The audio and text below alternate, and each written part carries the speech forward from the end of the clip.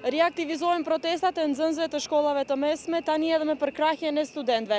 Kërkesat e nxënësve janë të qarta. Ata kërkojnë heqjen e testimit ekstern, mirë po edhe pjesëmarrjen aktive në përpilimin e një mature të re shtetërore e cila do të vazhdojë vetëm për gjeneratat e ardhshme. Nxënësit duan që matura shtetërore të vazhdojë vetëm për ata të cilët vijojnë mësimin, kurse nxënësit e ri të cilët do të regjistrohen, ti nënshtrohen modelit të ri të maturës. Sigurisht nëse nuk na dëgjojnë kërkesat do të ketë përsëri marshe dhe nuk largohet mundësia për bojkot të mësimit dhe vendosjen e kampit të sigur ai vjet. Të mos ketë testim ekstern dhe të mos ketë matematikë të obligueshme. Vlerësojmë se kjo mënyrë nuk është e drejta për ta vlerësuar dijen e nxënësve, pasi që ato 200 pyetje nuk mundet të përkufizojnë dijen e nxënësit që e ka marrë gjatë gjithë vitit.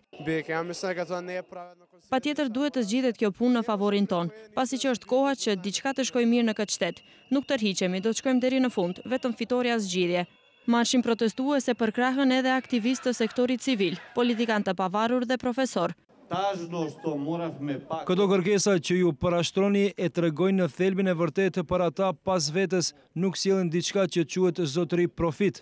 Prandaj gjatë verës na gënjyen se do të formohen disa grupe pune, por deri tani askush nuk e di se kush janë antarët e grupit të punës dhe si punojnë ata, por ministri doli dhe tha se ka grup, se po punon dhe se do të ketë një qasje të re të testimit në janar, por askush nuk e di se ku ka ndodhur ajo gjë. Protesta e nxënësve e para për këtë vit shkollor filloi prej parkut të qytetit, duke pushtuar kështu rrugët kryesore të qendrës, për të arritur në fund tek ndërtesa e Ministrisë së Arsimit, ku vërehej prania e madhe e njësiteve speciale të policisë, që kishin formuar një rreth në të gjitha anët e ndërtesës.